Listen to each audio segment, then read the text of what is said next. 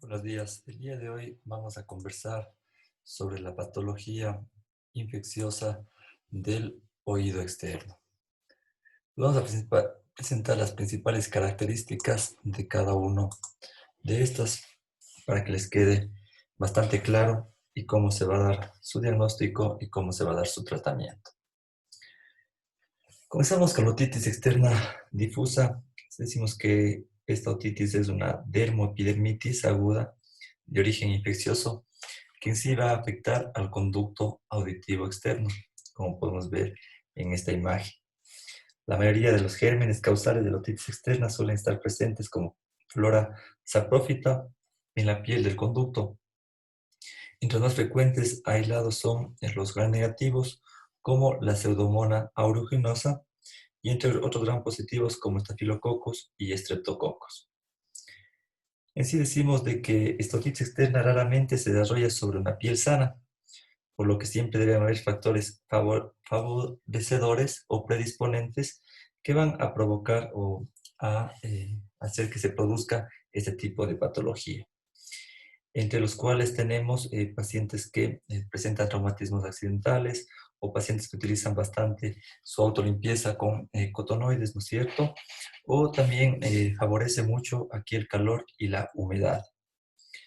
Entonces, esto es uno de los principales factores predisponentes.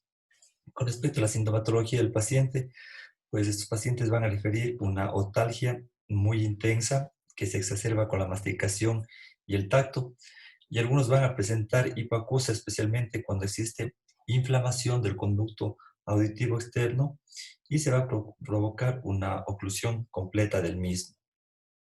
Aquí es muy importante cuando veamos a estos pacientes, pues realizar el signo del trago, en donde se hace una presión, ¿no es cierto? O se le tracciona levemente y el dolor se va a intensificar. Con respecto a la otoscopía, pues en ocasiones observamos que esta patología ya avanza y daña también lo que es parte del pabellón auricular, especialmente el área de la concha, ¿sí? En el conducto auditivo. Esto va a depender mucho porque comienza con un edema, que en ocasiones podemos valorar la membrana timpánica, en la cual va a estar normal porque solamente está afectado el conducto auditivo externo, ¿no es cierto? Pero conforme pasa la patología, pues va a presentar un gran edema, y lo cual imposibilita valorar la membrana timpánica y asimismo imposibilita ver en sí el conducto auditivo externo. Entonces es muy importante para su valoración. En ocasiones se recomienda, pues, el paciente va a presentar otorrea o secreción a este nivel, pues se recomienda hacer un cultivo para eh, valorar o ver qué tipo de germen está causando este tipo de patología.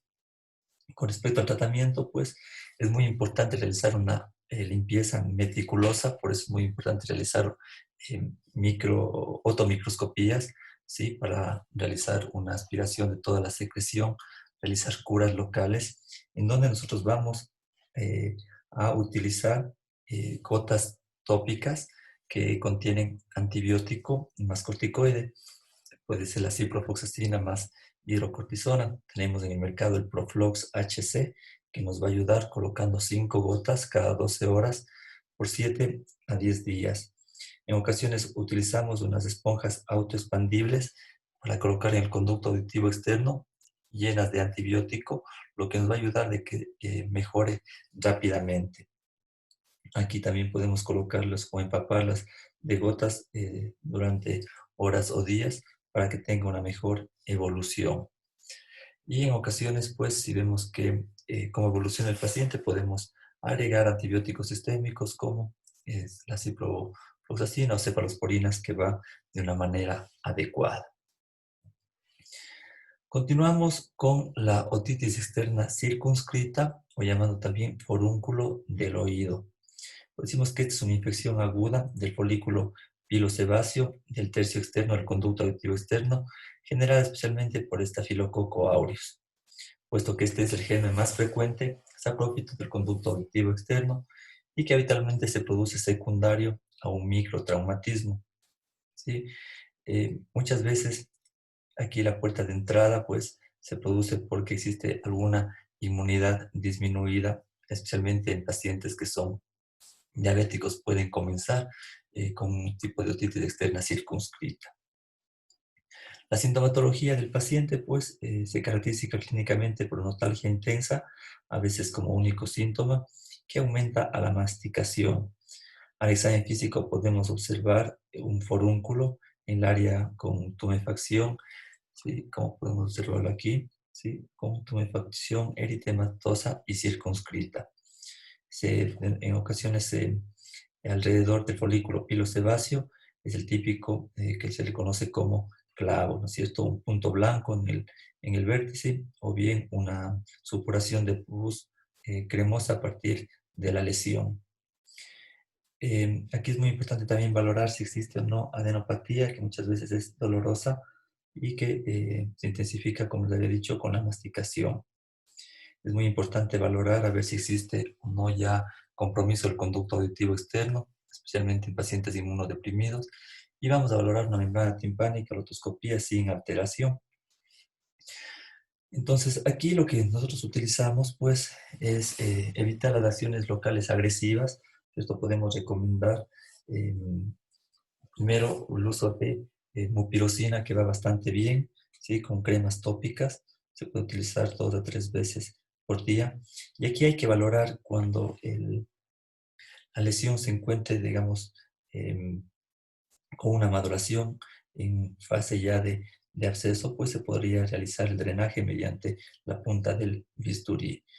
Y en ocasiones también, pues, se puede combinar con antibióticos que son orales, pues, específicos para los estafilococos, como es la cloxacilina. Así continuamos. Otra de las patologías, conocemos a la otomicosis. Vemos que la otomicosis es una infección fúngica que afecta a la piel del oído externo y con mucha frecuencia se sitúa en el conducto auditivo externo, como podemos observar en las imágenes. Los hongos más habituales implicados se pueden observar como las levaduras tipo cándida, como podemos observar en este gráfico, ¿sí? Que son blanquecinas, o también encontramos los dermatofitos filamentosos del género Aspergillus, como observamos mientras en la imagen de la derecha. Se dice que en consulta externa representa aproximadamente el 5 al 10% de las otitis externas. ¿Cuáles son los factores que favorecen este tipo de patologías? Pues, primeramente, los antecedentes traumáticos y más que nada, esto se va a producir en climas húmedos, calurosos, ¿sí? Y en pacientes que presenten algún tipo de inmunosupresión o que presenten también algún eczema del conducto auditivo externo, les va a provocar este tipo de lesiones. Con respecto a la clínica, pues el paciente en fases iniciales comienza a presentar prurito y escozor óptico, el prurito de gran intensidad. En ocasiones puede aparecer otalgia, especialmente si existe una sobreinfección bacteriana. Y algunos pueden presentar una sensación de hipoacusia cuando las secreciones obstruyen por completo el conducto auditivo externo.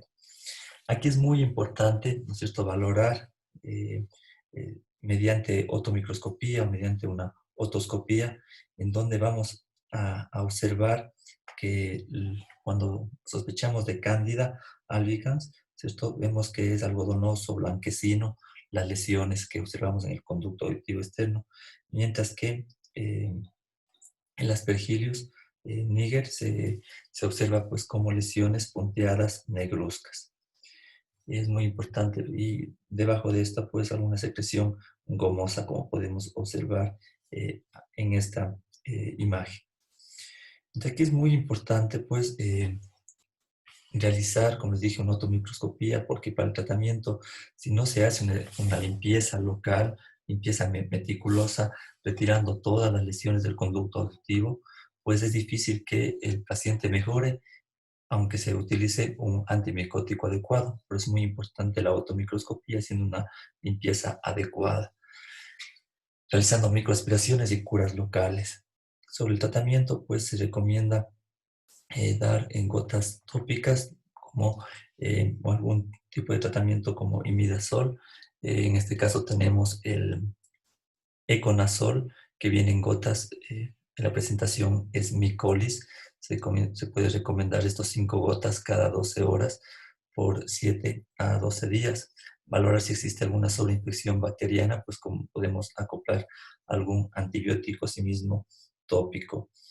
En algunos casos que el paciente no mejore, se puede recomendar también el alcohol boricado para hacer limpiezas, y es muy importante valorar la integridad de la membrana timpánica, y también a estos pacientes hay que estarles viendo constantemente. Se les llama controles al inicio semanales para ver cómo evolucionan y seguir haciendo las microaspiraciones, que es muy importante. En todo tipo de patologías es muy importante que el paciente evite el ingreso de agua a su oído, ¿sí? Porque pueden incrementar las lesiones. Hablamos que en todas las patologías del conducto auditivo externo, una de las principales indicaciones pues es decirles a los pacientes de que no ingresen ningún tipo de agua al oído para que lo mantengan seco. Se puede recomendar algodón con vaselina en el momento de que van a hacerse su aseo o tomar su ducha diaria, ¿sí? Entonces, eso con respecto a la onicomicosis. Continuamos con la otitis externa maligna. A ver, esta otitis externa maligna se trata de una forma clínica de otitis externa, ¿no es cierto? Pero que presenta una gran gravedad, ¿sí? Ya que tiene un carácter invasivo y necrotizante en su evolución. Se dice que esta infección clásicamente se presenta en pacientes diabéticos de edad avanzada, aunque pueden aparecer también en otras situaciones como inmunodepresión, y en menos proporción, pero también pueden darse en pacientes sanos. Por eso es muy importante su valoración, pero principalmente en pacientes diabéticos de edad avanzada e inmunodeprimidos.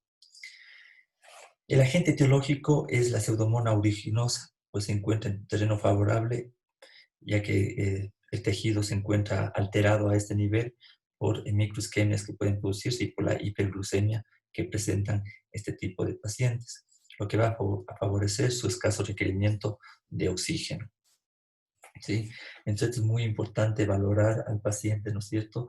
Ya que este tipo de lesiones puede provocar osteoitis, ¿sí? Y pueden lesionar todo lo que es el hueso temporal, y vean la clínica o el examen físico cómo se evidencia un paciente con este tipo de patología.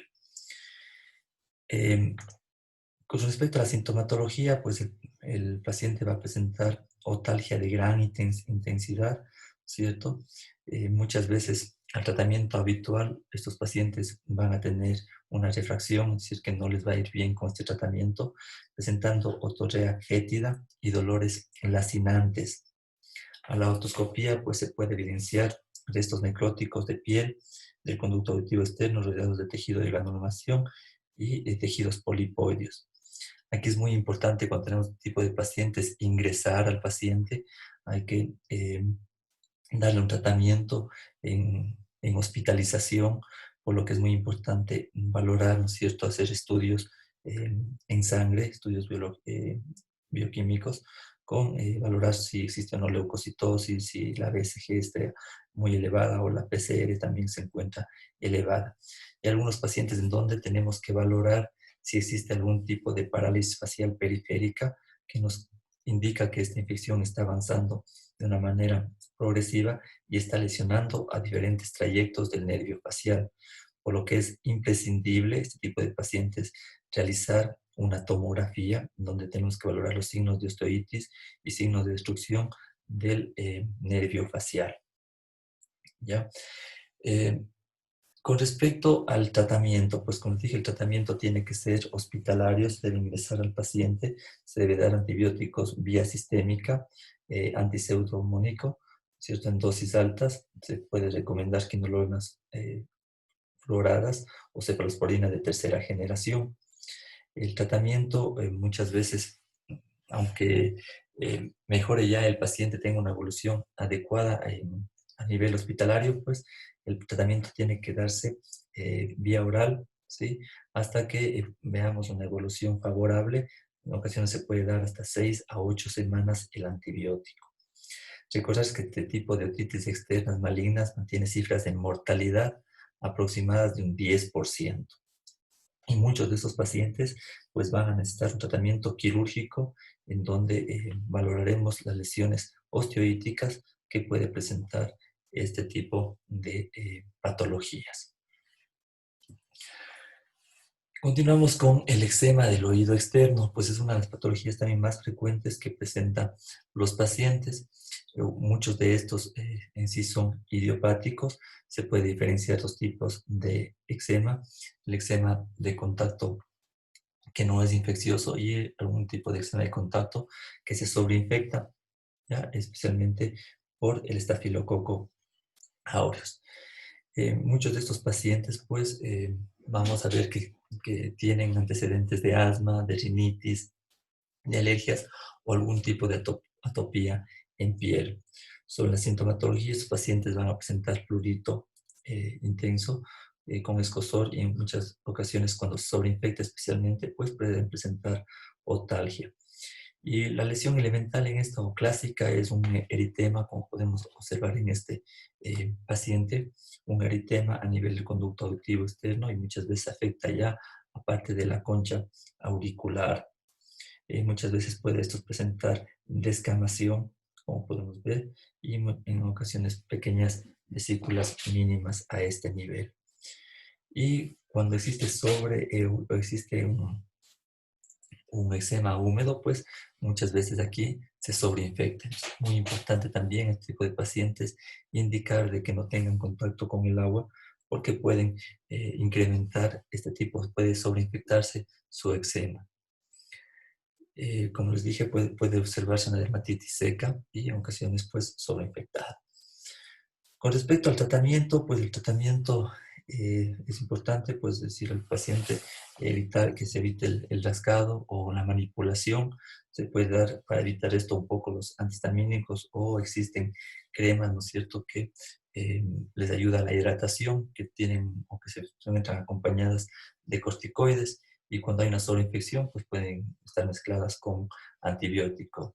Existe en nuestro mercado, pues, cremas como el Cuadridel, el Tridel, que se aplica bastante bien y el paciente tiene una buena evolución. Y por supuesto, recomendarles de que no exista contacto con el agua porque puede incrementar las molestias. Y para terminar, pues, vamos a hablar un poco sobre la pericondritis del pabellón auricular. Decimos que esta se trata de una infección bacteriana subaguda del pabellón auricular que afecta principalmente al pericondrio y secundariamente va a afectar al cartílago. Muchas de estas son secundarias a traumatismos o a pacientes que presentan otohematomas que se sobreinfectaron, ocasiones por microtraumatismos, quemaduras o congelación. Se comienza con eritema. El paciente a presentar en el área, como podemos observar aquí, solamente en el área del pabellón auricular sin afectar al lóbulo, ¿no es cierto? Porque a este nivel no presenta, el paciente no presenta cartílago. Es muy importante, ya que muchas veces cuando existe aquí un derrame o algún tipo de sobreinfección, la vascularización del cartílago no va a estar presente, lo que va a llevar a una necrosis del cartílago y lo que trae como secuelas, pues, como podemos observar a este nivel en todo el pabellón auricular, a lo que se conoce como oreja en coliflor. Los genes más frecuentes están los Staphylococcus aureus, ¿sí? Y en niños secundarios a un impétigo pueden presentarse y sobre todo la Pseudomonas aeruginosa, que es la que causa este tipo de lesiones. Hay algunos pacientes que hacen acupuntura, pero en vez de utilizar las agujas, pues presentan o se presionan a nivel del pabellón auricular y pueden causar microtraumas y también esas son una de las complicaciones que pueden dar este tipo de pericondritis. O ahora se ha visto bastante aumentado, especialmente en los jóvenes, el uso del piercing, ¿sí?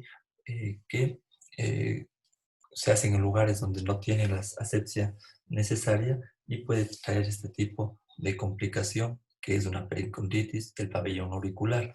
No es fácil su tratamiento, ¿sí? Se debe recomendar pues antibióticos eh, como algún tipo de fluoroquinolona, como la ciprofloxacina, ¿no es cierto? o las cefalosporinas de segunda o tercera generación en ocasiones, ya que no tienen una evolución adecuada. Muchos pacientes, esto se recomienda por 10 días aproximadamente, y si no vemos que existe una mejoría adecuada, pues se recomienda a estos pacientes realizar curas locales con antisépticos, pomadas de ácido fucínico o aminoglucósidos, ¿sí? Y también se recomienda pues hacer un drenaje en caso de que sea necesario con un vendaje comprensivo. Esto con respecto a la periconditis del pabellón auricular.